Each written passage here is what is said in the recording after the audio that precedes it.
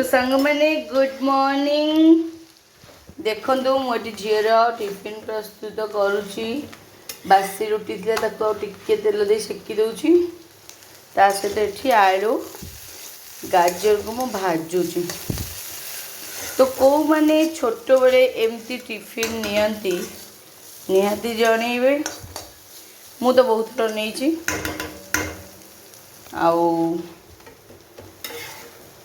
एमती रुटी आउ भजा गरम गरम खाइबा को पसंद आ टिफिन को मैंने छोट बड़े निहाती जनइबे।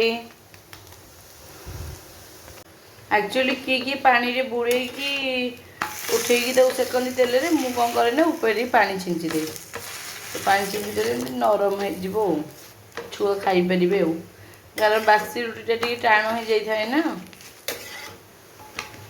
खोले रखिले टाण हो जाए हटकेस रखिले किसी हुए नहीं। मु खोले रखी